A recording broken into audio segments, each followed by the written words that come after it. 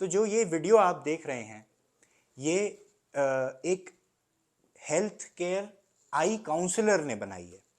तो हम इसके बारे में थोड़ा देखेंगे, इसको फैक्ट चेक करेंगे और जानेंगे कि इसमें क्या सच है, क्योंकि इस वीडियो का टाइटल है reality of silk. As a doctor हम एक ओथ लेते हैं कि हमें पेशेंट्स को उनके लिए बेस्ट सोचना है, उनके लिए बेस्ट केयर देनी है, उनको गुमराह नहीं करना है। तो हमारे ऊपर एक रिस्पॉन्सिबिलिटी होती है। We are responsible for the information that we are putting out.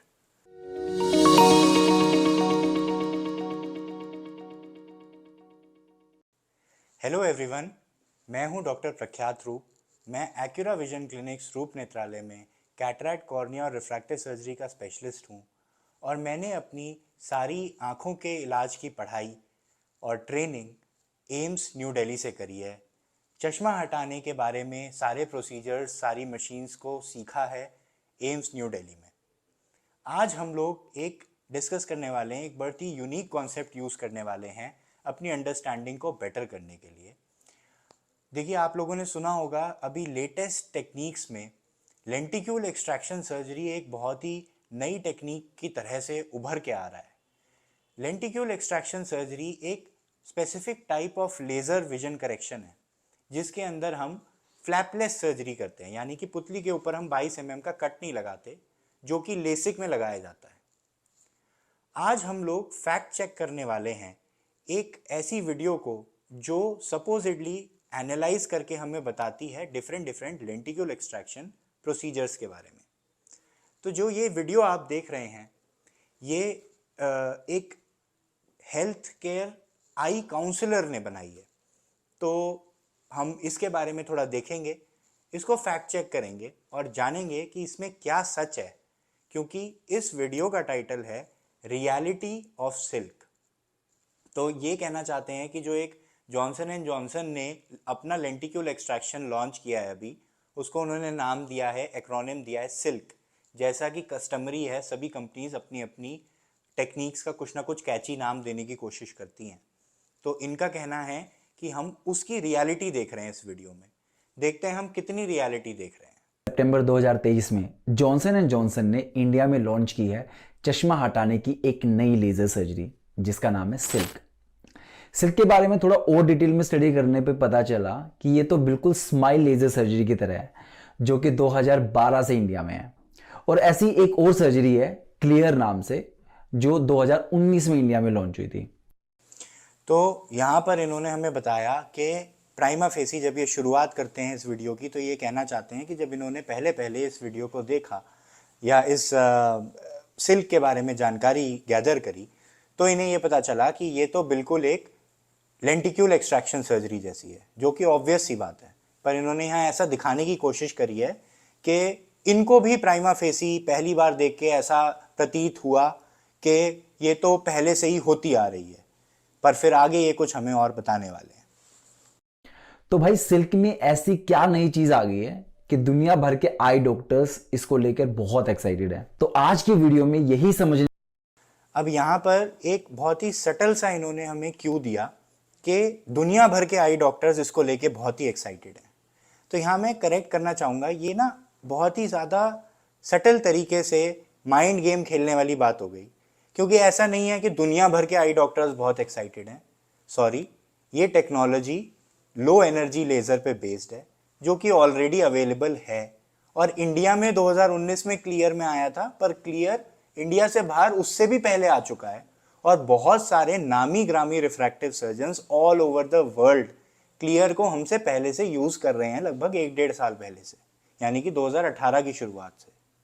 और कोई भी जॉनसन एंड जॉनसन की इलीटा को लेके एक्साइटेड नहीं है, एक्सेप्ट अ फ्यू नेम्स जिन्होंने अपने पूरे करियर में रिफ्रैक्टिव के अभी तक रिफ्रैक्टिव सर्जरी में लेंटिक्यूल एक्सट्रैक्शंस नहीं किए थे और अब जाके पहली बार कोई लेंटिक्यूल एक्सट्रैक्शन मशीन यूज कर रहे हैं, या कुछ बड़े सेंटर्स जो कि जिन्होंने ट्रायल्स किए हैं एलिटा के, जो उसके स्पोक्स पर्सन हैं। की कोशिश करेंगे कि सिल्क लेजर सर्जरी में सच में कोई नई एडवांसमेंट्स हुई हैं, या फिर जॉनसन एंड जॉनसन ने एक पुरानी टेक्नोलॉजी को बस एक नए नाम से लॉन्च कर दिया है। तो चलिए शुरू करते हैं। स्माइल, क्लियर और सिल्क ये तीनों ही प्रोसीजर्स लेंटिक्यूल एक्सट्रैक्शन टेक्नोलॉजी पर बेस्ड हैं। अब देखिए, इन्होंने कहा तो ये कि इन्होंने बहुत रिसर्च करी है, पर सच्ची बात यह है कि अगर इन्होंने रिसर्च अच्छे से करी होती तो इन्हें पता होता कि एक और लेंटिक्यूल एक्सट्रैक्शन प्रोसीजर आता है जो स्मार्ट साइट के नाम से आता है, और ये श्विंड नाम की मशीन बनाने वाली कंपनी जो है वो बनाती है। श्विंड का जो लेंटिक्यूल एक्सट्रैक्शन है उस मशीन का नाम है एटॉस, और उसमें होता है जो प्रोसीजर लेंटिक्यूल एक्सट्रैक्शन, उसको कहते हैं स्मार्ट साइट। और इसी तरह से स्माइल के अलावा स्माइल प्रो भी मार्केट में आ चुका है, जो स्माइल के ही प्लेटफॉर्म पे बेस्ड है बट स्लाइटली फास्टर मशीन है, और उसमें भी सिलिंड्रिकल एक्सिस का करेक्शन अब अवेलेबल है। लेंटिक्यूल एक्सट्रैक्शन सर्जरीज में एक लेजर जिसका नाम होता है फेम्टोसेकंड लेजर, उससे कॉर्निया के आउटर सरफेस को बिना टच करे कॉर्निया के अंदर वाले हिस्से में टिश्यूज की एक पतली सी लेयर को काटा जाता है जिसे हम बोलते हैं लेंटिक्यूल, और फिर इस लेंटिक्यूल को एक छोटे से 2 से 3 mm के कट से बाहर निकाल दिया जाता है। और इस टिश्यू के लेयर्स को निकालने से आपके कॉर्निया की शेप में जो चेंज होता है उसी से आपका चश्मा हट जाता है। तो ये तो हुआ इन सर्जरीज का बेसिक कॉन्सेप्ट। अब सबसे पहले हम 2012 में आई स्माइल और 2019 में आई क्लियर सर्जरी के बीच के डिफरेंसेस को समझेंगे। उसके बाद इन दोनों को सिल्क सर्जरी से कंपेयर करेंगे। स्माइल लेजर की 2 मेजर लिमिटेशंस थी जिसको क्लियर सर्जरी ने सिग्निफिकेंटली इंप्रूव किया है। सबसे पहली लिमिटेशन थी, स्माइल आंखों के प्यूपिलरी एक्सिस पर काम करती है, वहीं क्लियर आंखों के विजुअल एक्सिस पे काम करती है। अब ये थोड़ा सा टेक्निकल हो गया, तो इसको थोड़ी सी आसान भाषा में समझने की कोशिश करते हैं। प्यूपिलरी एक्सिस का मतलब होता है एक इमेजिनरी स्ट्रेट लाइन जो आंखों के प्यूपिल के बीच में से निकलती है, और ये कॉर्निया के बिल्कुल परपेंडिकुलर होती है। 10 साल पहले सभी लेजर सर्जरीज इसी प्यूपिलरी एक्सिस पर काम करती थी, लेकिन फिर यह डिस्कवर हुआ कि किसी भी ऑब्जेक्ट से आने वाली लाइट हमारी आंखों में इस प्यूपिलरी एक्सिस से एंटर नहीं करती, बल्कि एक अलग एक्सिस से एंटर करती है जो एक्चुअली हमारे देखने का एक्सिस होता है, और इसीलिए इस एक्सिस को विजुअल एक्सिस बोलते हैं। तो यहाँ पर इन्होंने हमें बताया प्यूपिलरी एक्सिस और विजुअल एक्सिस के बीच का डिफरेंस। मैं ऑनेस्टली अप्रिशिएट करूँगा कि इन्होंने ये एफर्ट लिया कि ये एक सिंप्लीफाइड मैनर में प्यूपिलरी एक्सिस और विजुअल एक्सिस का डिफरेंस बताएं। हालांकि टेक्निकली ये बिल्कुल एब्सोल्युटली 100% करेक्ट नहीं था, पर एक कॉमन इंसान को समझाने के लिए इन्होंने एफर्ट किया। I would appreciate it, thumbs up. अब जितनी भी मॉडर्न टेक्नोलॉजीज हैं वो सारी की सारी आंखों के विजुअल एक्सिस पे काम करती है, और इसीलिए मॉडर्न सर्जरीज के जो विजुअल आउटकम्स हैं वो पहले की सर्जरीज से बहुत बेटर है। सो क्लियर का विजुअल एक्सिस ट्रीटमेंट एक बड़ी इंप्रूवमेंट थी स्माइल के बाद। स्माइल की दूसरी लिमिटेशन है कि इसमें बहुत इंपॉर्टेंट फीचर मिसिंग है जो बाद में क्लियर सर्जरी ने इंप्रूव किया। इस फीचर का नाम है साइक्लोटोर्शन कंपनसेशन। अब साइक्लोटोर्शन कंपनसेशन क्या है? देखिए, लेजर सर्जरी के दौरान आपका हेड थोड़ा टिल्ट हो सकता है, आंखें थोड़ी बहुत हिल सकती हैं, मूव हो सकती हैं। तो लेजर मशीन में इस फीचर के होने से लेजर आंख की मूवमेंट के हिसाब से खुद को थोड़ा एडजस्ट कर लेती है। इससे प्रोसीजर की एक्यूरेसी बहुत ज्यादा बढ़ जाती है। ये फीचर क्लियर आई सर्जरी में तो है, लेकिन अनफॉर्चुनेटली स्माइल में ये मिसिंग है। आई होप यहां तक एक बात बिल्कुल साफ हो गई है कि clear eye surgery is certainly better than smile. अब बात करते हैं लेटेस्ट सिल्क लेजर की। तो सबसे पहला पॉइंट ये नोट कीजिए कि सिल्क में भी क्लियर सर्जरी के ये दोनों फीचर्स, विजुअल एक्सिस ट्रीटमेंट और साइक्लोटोर्शन कंपनसेशन, अवेलेबल हैं। अब समझते हैं कि सिल्क में इसके अलावा और क्या यूनिक फीचर्स हैं जो इसको स्माइल और क्लियर से बेटर ऑप्शंस बनाते हैं। तो यहाँ पर इन्होंने पहले तो ये बता दिया कि विजुअल एक्सिस सेंट्रेशन और साइक्लोटोर्शन कॉम्पनसेशन क्लियर ही लेके आया था, लेकिन बहुत कन्वीनियंटली इन्होंने इस बात को 2 सेकंड में ख़त्म कर दिया, रादर दैन ये बताने के कि पूरी दुनिया में because of these improvements clear is regarded as the next generation of lenticule extraction surgery. ये फ़र्क वैसा ही है जैसे लेसिक से कॉन्टूरा तक जाने में जो सुपर विजन बनाने का एक स्कोप आ गया, जो ज़्यादा लोगों को 6/5 विजन आने लगा। ऐसा नहीं है कि लेसिक में पहले 6/5 विजन नहीं आते थे, लेकिन 6/5 विजन आने की परसेंटेज थोड़ी सी बेटर हो गई। जब हम कस्टमाइज ट्रीटमेंट विजुअल एक्सिस पे करने लगे। और यही इंप्रूवमेंट स्माइल के ऊपर क्लियर ने किया लेंटिक्यूल एक्सट्रैक्शन सर्जरी में, बट वो इन्होंने नहीं बताया। पर चलिए कोई बात नहीं, इनका मे बी उतना अंडरस्टैंडिंग क्लियर के बारे में नहीं था। आगे बढ़ते हैं। अब ये हमें सिल्क के बारे में बताने वाले हैं कि सिल्क में क्या क्या और खूबियां हैं, तो अब उनको एक एक करके हम देखेंगे। सिल्क का पहला यूनिक फीचर है इसकी लो पल्स एनर्जी। सिल्क को जॉनसन एंड जॉनसन की इलीटा मशीन पे किया जाता है। इस मशीन में यूज होने वाली लेजर में पर पल्स एनर्जी होती है सिर्फ 60 नैनोजूल्स। इसका मतलब है इसकी हर एक लेजर पल्स में सिर्फ 60 नैनोजूल्स की एनर्जी होती है। वहीं स्माइल में और क्लियर में 150 नैनोजूल्स की एनर्जी यूज होती है। अब इन्होंने पर पल्स एनर्जी की बात करी है और इन्होंने क्लियर की पर पल्स एनर्जी 150 नैनोजूल्स बताई है, जबकि इन्होंने सिल्क में यूज होने वाली इलीटा की पर पल्स एनर्जी 60 नैनोजूल्स बताई है। मैं इस फैक्ट को सीधा सीधा बिल्कुल साफ कहना चाहता हूं, ये रॉन्ग है, ये झूठ है, गलत है। और इसके बारे में जो फैक्चुअल इंफॉर्मेशन है वो अगर आप साइंटिफिक डेटा में ढूंढें, यानी साइंटिफिक जर्नल्स के आर्टिकल्स में ढूंढें, तो आपको एक आर्टिकल मिलेगा जिसके अंदर comparison of all the femtosecond lasers मिलेगा आपको, और उसके अंदर आपको ये डेटा मिलेगा कि क्लियर के अंदर जो कंपनी क्लेम करती है, जीमर ऑफ्थेल्मोलॉजी जो क्लेम करती है, वो ये है कि उसकी पर पल्स एनर्जीज लेस देन का साइन मिलेगा एंड लेस देन 100 नैनोजूल्स मिलेगा। अब इसकी रियलिटी क्या है, और ज़्यादा अगर बारीकी में जाएं, कंपनी ये रिवील नहीं करती कि उसके कौन से प्रोसीजर में Zimmer Z8 femto LDV machine कितनी एनर्जी यूज़ करती है, लेकिन क्लियर के अंदर कस्टमाइज्ड एनर्जी इस्तेमाल करी जाती है, यानी कि उसके लेंटिक्यूल में पेरिफ्री से सेंटर तक एनर्जी का चेंज होता है।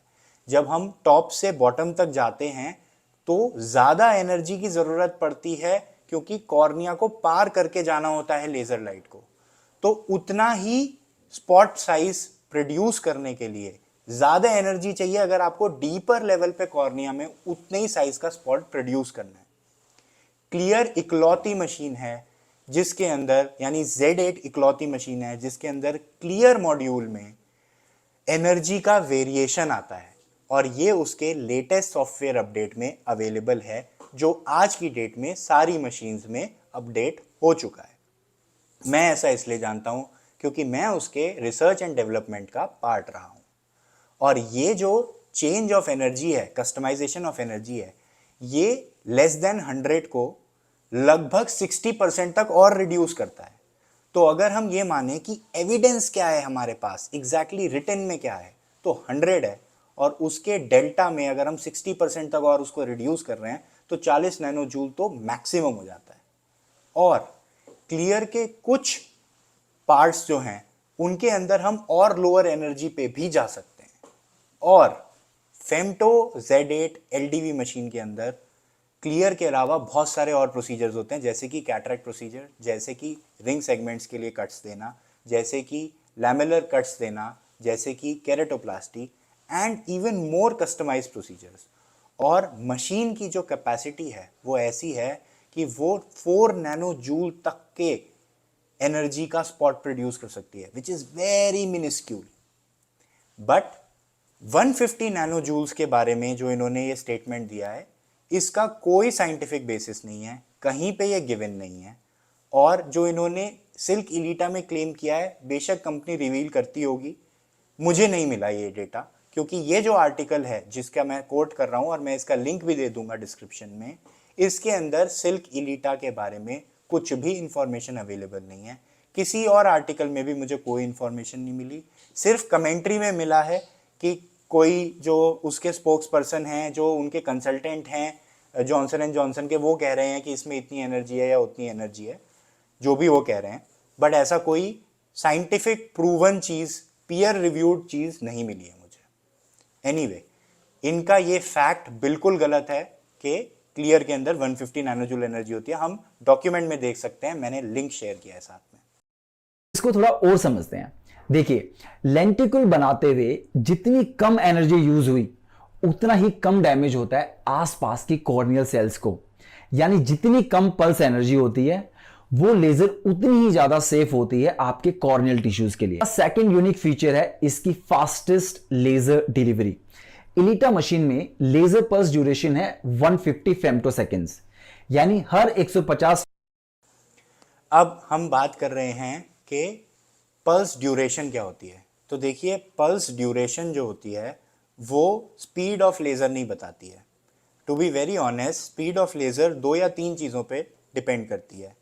तो पल्स की जो ड्यूरेशन है इनटू पल्स की जो पावर है वो देती है पर पल्स एनर्जी। तो अगर किसी मशीन में पर पल्स एनर्जी कम है तो वो बाय डिफ़ॉल्ट, चाहे वो फेम्टोसेकेंड्स में कितने भी फेम्टोसेकेंड्स का पल्स ड्यूरेशन हो, उसकी पावर कम होगी। या फिर अगर पावर ज़्यादा है तो पल्स ड्यूरेशन कम होगी। पर इन दोनों का जो मल्टीप्लिकेशन फैक्टर है, मल्टीप्लिकेशन होके जो अल्टीमेटली निकलता है वो तो पर पल्स एनर्जी ही है। जब आपने ऑलरेडी पर पल्स एनर्जी के बारे में बता दिया है तो फेम्टोसेकेंड में कितनी ड्यूरेशन है इससे कोई खास फर्क नहीं पड़ता। पर फिर भी चलिए आपकी बात मान लेते हैं कि फेम्टोसेकेंड्स में 150 फेम्टोसेकेंड्स आपकी सिल्क देती है, 400 फेम्टोसेकेंड्स आपकी क्लियर देती है, जो कि एक्चुअली गलत है। पर अगेन कंपनी का ये प्रोप्राइटरी है, वो नहीं बताते हैं कि फेम्टोसेकेंड्स की कितनी हमारी पल्स ड्यूरेशन है। बट एनीवे 500 फेम्टोसेकेंड्स स्माइल देती है, ठीक है, मान लिया। फेम्टोसेकेंड्स में एक लेजर पल्स फायर होती है जो कि अभी तक की सबसे फास्ट लेजर है। वहीं क्लियर सर्जरी में ये पल्स ड्यूरेशन करीब 400 फेम्टोसेकेंड्स का होता है और स्माइल में तो ये करीब 500 फेम्टोसेकेंड्स का होता है। अब इन्होंने ये बताया कि पर पल्स ड्यूरेशन से फास्टनेस डिटरमाइन होती है लेज़र की। सॉरी, ये यहाँ पे आपका कॉन्सेप्ट थोड़ा गलत हो गया। आई थिंक आपको और रिसर्च करनी चाहिए थी। एक्चुअली में पर pulse duration into power is equal to energy of the pulse. अब अगर आपने एनर्जी के बारे में बता दिया है तो उससे ये डिटरमाइन हो जाता है कि कितना पेरिफेरल डैमेज होने वाला है, कोलैटरल डैमेज कितना होने वाला है। वो बात आपकी ठीक है। पर यहाँ पे आपने जो चीज़ मिस कर दी वो ये है कि कौन सी मशीन या लेज़र कितना फास्ट है वो उसके रेपिटेशन रेट पे डिटरमाइन होता है। यानी कि एक लेज़र पल्स आने के बाद दूसरा लेज़र पल्स कितनी देर में आएगा, कितनी जल्दी जल्दी लेज़र पल्सेस आएंगे, वो होता है लेज़र का रेपिटेशन रेट। और वो रेपिटेशन रेट 20 मेगाहर्ट्ज है Z8 में। इसको ऐसे समझिए कि जितनी फास्ट लेजर फायर होती है उतनी ही जल्दी लेंटिक्यूल बनता है और कॉर्निया की सेल्स में उतना ही कम नुकसान होता है। तो सिल्क का फास्टर लेजर डिलीवरी सिस्टम इसको, और ये रेपिटेशन रेट 20 मेगाहर्ट्ज है जीमर Z8 में। और ये इससे ज़्यादा, जीमर Z8 से ज़्यादा ना एलिटा में है और ना स्मार्ट साइट यानी श्विंड एटॉस में है। और विजुमैक्स 800 में तो हमें पता ही है कि वो 800 किलोहर्ट्ज है। वो one of the safest laser surgeries बनाता है। सिल्क का तीसरा यूनिक फीचर है इसका shortest spot to spot gap. Elita machine में लेंटिक्यूल बनाते हुए जब लेजर को फायर किया जाता है तो दो लेजर पल्सेस के बीच में जो डिस्टेंस होता है वो सिर्फ 1 माइक्रोन का होता है। वहीं क्लियर सर्जरी में ये टिपिकली 3 माइक्रोन का होता है और स्माइल में ये करीब 5 माइक्रोन का होता है। यहाँ पर अगेन आपने बेशक सिल्क के बारे में 1 माइक्रोन का गैप सही बताया, पर आपने बहुत कन्वीनियंटली ये बात मिस कर दी कि जीमर Z8 में ये गैप चेंज हो सकता है। और करंटली जो क्लियर के जनरल ट्रीटमेंट्स हम करते हैं उनके अंदर ये गैप सब माइक्रोन लेवल पे ही होता है, यानी कि 1 माइक्रोन या उससे कम होता है, क्योंकि जो स्पॉट साइज़ है वो बहुत छोटा होता है। स्पॉट साइज़ इसलिए बहुत छोटा होता है क्योंकि जो एनर्जी है वो बहुत कम होती है। तो बेसिकली जितनी कम एनर्जी होगी उतना छोटा स्पॉट बनेगा, और जितना छोटा स्पॉट बनेगा अगर आपको उसके क्लोज एक दूसरा स्पॉट देना है तो ऑब्वियसली उन स्पॉट्स के बीच का गैप भी कम होगा।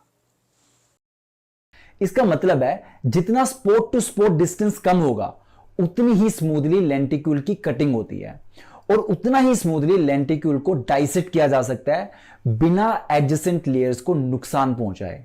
इसीलिए सिल्क को यह नाम भी दिया गया है smooth incision lenticule keratomileusis. SILK का फोर्थ यूनिक फीचर है biconvex shape of lenticule. Elita machine का सबसे एक्सक्लूसिव फीचर यही है कि इसमें बाकी लेंटिक्यूल एक्सट्रैक्शन सर्जरीज के कंपैरिजन में एक perfectly symmetrical biconvex shape का लेंटिक्यूल बनता है। अब यहाँ पर मैं ये जो OCT इमेज इन्होंने दिखाई है इसको पॉइंट आउट करना चाहूँगा। ये इमेज एक्चुअली टेम्पर्ड इमेज है, आर्टिफिशियली प्रोड्यूस्ड इमेज है।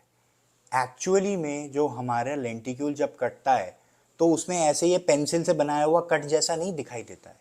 It is actually a opaque layer of bubbles which is seen. और ये जो आपने दिखाया है इसके अंदर, ये एक्चुअली किसी ने एडिट करके इमेज को जैसे पेंट में बनाते हैं ऐसे बनाई है टू डिपिक्ट समथिंग। एंड यहाँ पर ये फैक्ट, चलिए मैंने आपको बता दिया ये इमेज गलत है। एंड इसके आगे हम देखते हैं आप क्या कह रहे हैं और फिर उसके बारे में बात करते हैं। अब बायकॉन्वेक्स शेप लेंटिक्यूल्स के कई फायदे होते हैं। पहला, ये एक फ्लैट लेंटिक्यूल से कॉर्निया की नर्व्स में ज्यादा नुकसान हो सकता है, वहीं बायकॉन्वेक्स शेप के लेंटिक्यूल से आसपास की नर्व्स में कम नुकसान। तो ये जो कहना चाह रहे हैं वो देखें, अगर आप इस वीडियो एनिमेशन को फिर से थोड़ा पीछे जाके देखें तो ये कहना चाह रहे हैं कि पेरिफ्रीज में जो ट्रंकेटेड एजेस के लेंटिक्यूल्स होते हैं, जैसे कि जो कि स्माइल में बनता है, स्माइल का जो प्लेटफॉर्म है उसके अंदर पेरिफ्री में थोड़ा थिकर होता है लेंटिक्यूल, तो वो कॉर्नियल नर्व्स को कट कर सकता है पेरिफ्रीज में। पर ये जो इमेज डिपिक्शन है ये थोड़ी गलत है। कॉर्निया की डीपर लेयर्स में ऐसा कोई प्लेक्सस ऑफ नर्व्स नहीं होता जो ड्राई आई से रिलेटेड हो। जो ये आपने दो ब्रांचिंग वेसल्स दिखा दिए, नर्व्स दिखा दिए, ये एक्चुअली डीपर वाले लेवल पे कोई नर्व्स ऐसे नहीं होते जिनकी वजह से ड्राई आई हो सकती है, जिनके कटने से।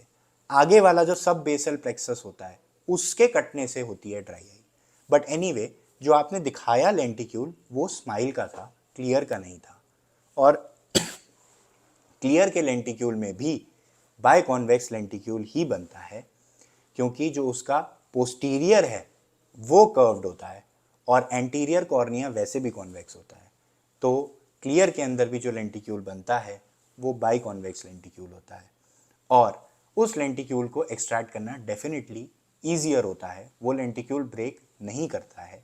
बट ऐसा नहीं है कि वीज़ोमैक्स 800 में लेंटिक्यूल्स को एक्सट्रैक्ट करने की प्रॉब्लम इसलिए होती थी क्योंकि वो आगे से कर्व्ड और पीछे से फ्लैट थे या उनके ट्रंकेटेड एजेस थे। नहीं, इसलिए होती थी क्योंकि उसमें ड्राई स्पॉट्स रह जाते थे जहाँ पे uncut area of corneal tissue होता था।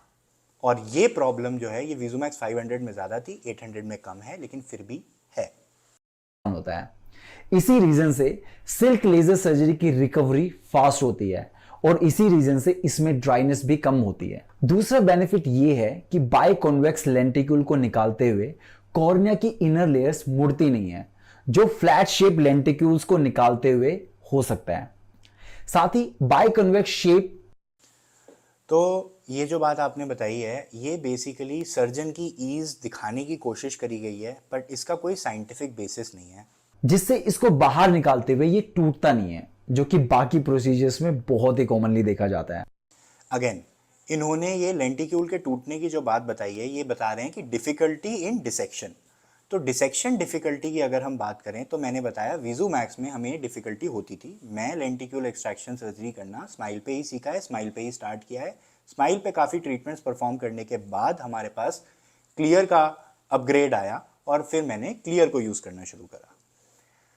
स्माइल के अंदर लेंटिक्यूल अनकट रहने का, यानी कि कैप कट या लेंटिक्यूल कट का कुछ एरिया अनकट रह जाने का रिस्क ज़्यादा होता था, चांसेस ज़्यादा होते थे, और उसकी वजह से अनकट टिश्यू की वजह से डाइसेक्शन खराब होता था, ना कि बायकॉन्वेक्स बनने की वजह से लेंटिक्यूल एक्सट्रैक्शन में प्रॉब्लम आती थी या टूटने का रिस्क होता था। तो ये थोड़ा सा मैं कहूँगा कि ये पर्सन की स्किल पे बेस्ड बात है। क्लियर में डेफिनेटली 2 टनल्स होती हैं, लेंटिक्यूल एक्सट्रैक्शन स्मूदर है, ईजियर है, डेफिनेटली मैं मानता हूँ इस बात को। बट ये एक ऐसा पॉइंट नहीं है जो सिल्क लेके आया है। ये एक्चुअली में क्लियर में बेटरमेंट हो चुका है स्माइल के कंपैरिजन में, due to all the features that I have already fact checked and discussed अभी तक। तीसरा बेनिफिट ये है कि बाय कॉन्वेक्स लेंटिक्यूल एक डेप्थ ऑफ फोकस प्रोवाइड करते हैं जिससे आपको चश्मे से बेटर दिख सकता है। बिल्कुल। अब ये इन्होंने जो बात कही है ये बहुत ही ज़्यादा मज़ेदार बात है दोस्तों, क्योंकि इन्होंने ये कहा है कि डेप्थ ऑफ फोकस मिल रही है हमें बाय कॉन्वेक्स होने से लेंटिक्यूल के। अब देखिए, लेंटिक्यूल कॉन्केव हो, कॉन्वेक्स हो, कैसा भी हो, कॉर्निया की शेप फ्लैट हो रही है और कॉर्निया की शेप के एस्फेरिसिटी में अगर कोई चेंज आ रहा है तो वो किसी भी टाइप का आगे पावर डालिए या पीछे पावर डालिए या दोनों पार्ट ऑफ लेंटिक्यूल में, दोनों कट्स ऑफ लेंटिक्यूल में पावर डालिए, आप अगर एस्फेरिसिटी देना चाहते हैं तो कैसे भी दे सकते हैं। और वो हर कंपनी ने अपनी मशीन में डाली हुई है, क्योंकि आज की डेट में हायर ऑर्डर एब्रेजन्स इंड्यूस कोई भी लेंटिक्यूल कट नहीं करता है। तो आप ये जो बात कह रहे हैं कि इससे बेटर डेप्थ ऑफ फोकस मिलती है, इसका कोई साइंटिफिक प्रूफ नहीं है, कोई साइंटिफिक बेसिस नहीं है कि ये बाई कॉन्वेक्स लेंटिक्यूल होने की वजह से ऐसा हो रहा है। अगर ऐसा होता तो क्लियर में भी ये होता, पर ऐसा नहीं है, ऐसा कोई प्रूफ अभी तक अवेलेबल नहीं है। वैसे ही जैसे कॉन्टेरा विजन में कुछ लोगों को सुपर विजन मिलता है और सिल्क का लास्ट। अब इन्होंने ये बताया कि डेप्थ ऑफ फोकस से सुपर विजन मिलता है। देखिए फ्रेंड्स, मैं आपको बता देता हूँ, ये बहुत ही फैक्चुअली गलत बात है और ये इन्होंने कोशिश कहीं ना कहीं ये करी है कि जैसे कॉन्टूरा के बारे में लोगों को काफ़ी पता है, काफ़ी मार्केटिंग कॉन्टूरा की हुई है, तो उसको लेकर उसको कैपिटलाइज करके कहीं ना कहीं सिल्क को कॉन्टूरा जैसा बता दें, एज इफ कि ये उसके स्पोक्स पर्सन है। बट एनीवे, अल्टीरियर मोटिव क्या है मैं नहीं जानता। पर डेप्थ ऑफ फोकस, अगर हम फिजिक्स की बात करें तो डेप्थ ऑफ फोकस का मतलब ये है कि कितने डिस्टेंस तक हमें सेम टाइप का लेवल ऑफ फोकस मिल सकता है। तो डेप्थ ऑफ फोकस की अगर बात करें तो एक नॉर्मल पर्सन की डेप्थ ऑफ फोकस जो होती है वो उसके लेंस की वजह से होती है। यानी कि एक यंग बच्चे का जो क्रिस्टलाइन लेंस है वो उसको क्षमता देता है कि वो 6 मीटर दूर की चीज़, 5 मीटर दूर की चीज़, 4 मीटर, 3 मीटर, 2 मीटर, 1 मीटर, सब जगह की चीज़ पे क्रिस्प फोकस बना सके। कैसे? हमारा जो क्रिस्टलाइन लेंस होता है वो अकोमोडेट करता है, वो हमारी आंख की टोटल पावर को चेंज कर देता है और एग्जैक्टली उस पॉइंट पे फोकस करता है जहां हमारा ऑब्जेक्ट ऑफ रिगार्ड है, यानी कि जो चीज़ हम देखना चाह रहे हैं वो जितनी दूरी पर है। तो ये जो डेप्थ ऑफ फोकस का कॉन्सेप्ट आता है ये तब आता है जब हमारी नेचुरल अकोमोडेशन लूज हो चुकी है, यानी कि हमारा जो लेंस है वो बूढ़ा हो गया है, एजेड हो गया है और उसमें वो क्षमता नहीं बची कि वो अलग अलग पावर्स आई की एडजस्ट कर सके। बट फिर भी for the sake of argument, strictly physics के कॉन्सेप्ट पे अगर हम देखें तो डेप्थ ऑफ फोकस अगर आप बढ़ा रहे हैं इसका मतलब ये है कि कोई एक पर्टिकुलर पॉइंट नहीं बचा, एक स्पेसिफिक जीरो पॉइंट नहीं बचा जहां पे आपकी मैक्सिमम इंटेंसिटी है। आपने उस लाइट की मैक्सिमम इंटेंसिटी को यानी शार्पेस्ट फोकस को लेके खींच दिया है। यानी कि एक जगह पे अगर 100% लाइट थी और बाकी उसके आगे और उसके पीछे अगर 0 थी तो आपने क्या किया है, आपने उस 100 को कम करा और जो उसके आगे और पीछे था वहां भी 10, 20, 30 दिया। यानी कि जो अगर लाइट की पीक देखें, कर्व देखें अगर हम हमारे किसी भी ऑप्टिकल सिस्टम के फोकस का, तो परफेक्ट ऑप्टिकल सिस्टम को हम कहते हैं पिस्टन। और इसका मतलब यह है उसके अंदर कोई एब्रेजन नहीं है और एक पर्टिकुलर पॉइंट है जहां पर शार्पेस्ट इमेज बन रही है। यानी कि अगर मैं किसी ऑब्जेक्ट को उस पर्टिकुलर पॉइंट पे रखूंगा तो उसकी बिल्कुल 100% शार्प इमेज बनेगी, यानी कि इमेज बिल्कुल ऑब्जेक्ट जैसी होगी, उसमें कोई लाइट लॉस नहीं होगा। अब अगर हम बात करें कि पिस्टन से अगर हम हटे और हमें डेप्थ ऑफ फोकस लेके आया है, तो डेप्थ ऑफ फोकस का क्या मतलब हुआ कि अगर मैं उस स्पेसिफिक पॉइंट से थोड़ा आगे या थोड़ा पीछे भी उस ऑब्जेक्ट को रखूंगा तो भी अच्छी इमेज बनेगी। लेकिन ऐसा करने के लिए उस ऑप्टिकल सिस्टम में जो इमेज 0 पॉइंट पे बन रही है उसकी इंटेंसिटी थोड़ी कम हो जाएगी। तो अगर आपको सुपर विजन चाहिए, यानी कि आप ये कह रहे हैं कि इस प्रोसीजर की वजह से 6/5 विजन आ जाती है क्योंकि ये बाय कॉन्वेक्स शेप है, इससे डेप्थ ऑफ फोकस बढ़ गई। Depth of focus by default बढ़ने का मतलब ये है कि कोई भी पर्टिकुलर पॉइंट ऐसा नहीं बचा जो सुप्रीमली परफेक्ट पॉइंट हो। बहुत सारे रेंज ऑफ विजन आ गई है, यानी कि एक लंबे डिस्टेंस में फोकस स्ट्रेच हो गया है, एक पर्टिकुलर पॉइंट पे बहुत अच्छा फोकस नहीं बचा है। This is exactly anti depth of focus, यानी कि डेप्थ ऑफ फोकस और एक पर्टिकुलर पॉइंट पे हाईएस्ट कॉन्ट्रास्ट देना, दोनों बातें एक दूसरे से अपोजिंग है. And my friend, why I know all this is because I have worked a lot on optics, and optics पे काम करने के लिए मुझे American society, all India ophthalmic society में भी अवार्ड्स मिले हैं for research in optics of intraocular lenses. मेरे पास मल्टीपल पेटेंट्स हैं इसके ऊपर. मैं आज भी इस चीज़ में बहुत इंटरेस्टेड रहता हूँ और काम करता रहता हूँ. तो ये थोड़ा आपको रिसर्च करनी चाहिए इसके बारे में, ये पॉइंट बिल्कुल गलत है. यूनिक फीचर है fastest corneal nerves regeneration. Silk में सर्जरी के बाद जो कॉर्नियल नर्व्स की रिकवरी है वो बहुत फास्ट होती है बाकी लेंटिक्यूल एक्सट्रैक्शन. तो अब हम बात करते हैं, इन्होंने हमें एक ये इमेज दिखाई है जिसमें इन्होंने दिखाया other comparative lenticule extraction techniques और नीचे दिखाया एलिटा सिल्क. इसके अंदर इन्होंने 4 इमेजेस हमें डिपिक्ट करी हैं. एग्जैक्टली क्या टेक्निक यूज़ हुई है नहीं बताया इन्होंने, बट इन्होंने ये एक एनेक्डोटल रिपोर्ट दी है. एनेक्डोटल मतलब इसका कोई बहुत क्वांटिटेटिव डेटा नहीं है अवेलेबल. स्पॉन्सर्ड स्टडी है जो जॉनसन एंड जॉनसन ने कराई है, कंसल्टेंट को पैसे दिए हैं करने के लिए, और उसके बाद ये हुई है. और उसमें भी ये नहीं दिया है कि ये क्लियर के कंपैरिजन में है, एक एम्बिगुअस टर्म यूज़ किया है, other comparative lenticule extraction surgeries. पर ठीक है, सर्जरीज के कंपैरिजन में इससे साफ पता चलता है कि सिल्क की रिकवरी कितनी फास्ट है और सर्जरी के बाद कितनी जल्दी ड्राइनेस कम हो जाती है. सिल्क के बारे में इतनी डिटेल में रिसर्च करने से मुझे लगता है it is far better than smile and clear eye surgery. बाकी ये सिर्फ मेरी ओपिनियन है, it's not a promotion of silk. ये वीडियो बस आपकी इंफॉर्मेशन के लिए है. I hope this information was useful. If you like the video please hit the like button for my efforts.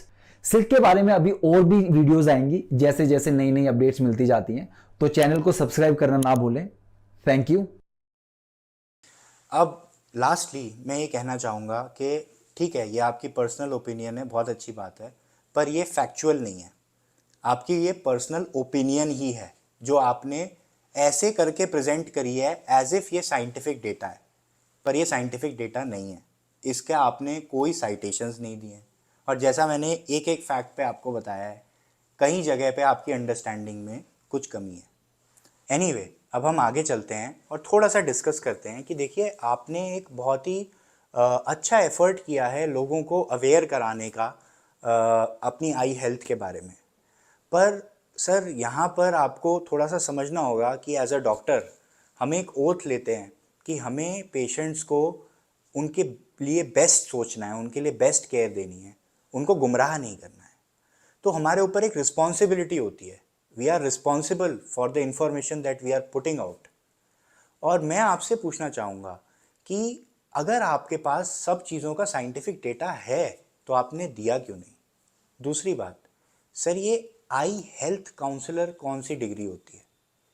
Degree नहीं होती है. आप एंथुजियास्ट हैं तो आप सीधा कहिए कि मैं एक इन्फ्लुएंसर हूँ. अगर आप अपने आप को ऐसे पोर्ट्रे कर रहे हैं कि मैं इसके बारे में रिसर्च करता हूँ, तो आप ये बताएं मुझे कि आपके क्या क्रेडेंशियल्स हैं जिनके बेसिस पे आप साइंटिफिक डेटा का इंटरप्रिटेशन कर रहे हैं. पहली बात तो आपने डेटा नहीं दिया. दूसरी बात, अगर चलिए कोई डेटा है भी तो आप उसकी इंटरप्रिटेशन करें और बताएं कि मेरे ये क्रेडेंशियल्स हैं जिसके बेसिस पे मैं ये इंटरप्रिटेशन कर रहा हूँ. सॉरी टू से, बट अल्टीमेटली आपने कह दिया, आपने डिस्क्लेमर दे दिया कि आपके पर्सनल व्यूज़ हैं, बट दुनिया काफ़ी इम्प्रेशनेबल है.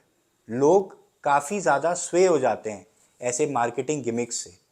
और भले ही आपके एफर्ट्स बहुत ऑनेस्ट हों, लेकिन ऐसा देख के लगता है कि आपको भी बस 2 ही बातें पता हैं, कॉन्टूरा और सिल्क. क्योंकि और किसी भी चीज़ के बारे में मैंने आपका चैनल भी देखा, आपने कभी स्मार्ट लेसिक या स्मार्ट सरफेस के बारे में कोई बात नहीं कही. आपने बाकी सारे कस्टमाइज ट्रीटमेंट्स के बारे में कभी कोई बात नहीं कही. काफ़ी कंपैरिजंस अवेलेबल हैं, काफ़ी इन्फॉर्मेशन अवेलेबल है, बट आपने कोई ऐसी बहुत हार्डकोर रिसर्च भी नहीं करी जिसके बेसिस पे आप ये बातें कह रहे हो. तो कहीं ना कहीं थोड़ा सा डाउट होता है कि आपकी इंटेंशन क्या है. But anyway, God bless all. मेरा पर्पस सिर्फ इतना था कि मैं ये फैक्ट चेक करूं, क्योंकि क्लियर मैं करता हूं, 2 साल से कर रहा हूं और क्लियर के रिजल्ट्स फिनोमिनल हैं। मेरे बहुत सारे पेशेंट्स हैं जो बहुत खुश होते हैं क्लियर सर्जरी के अगले दिन ही। एंड जो फैक्ट्स आपने बताए हैं वो फैक्ट्स एक्चुअली काफ़ी गलत हैं। और ये वीडियो मेरे एक पेशेंट ने पॉइंट आउट करी मुझे और दिखाया कि सर आप ये देखिए, ये इन्फॉर्मेशन अवेलेबल है इंटरनेट पे। एंड मैंने देखा और मुझे लगा कि ये बहुत ही ज़्यादा फैक्चुअली गलत इन्फॉर्मेशन है जिसको हमें रेक्टिफाई करना चाहिए। अगर मेरे से कोई गलती हुई है उसके लिए आपसे क्षमा चाहता हूँ, पर्सनली कोई बात नहीं कहना चाहता हूँ, बट फैक्ट्स को सही रखना हम सबके लिए अच्छा है। Thank you.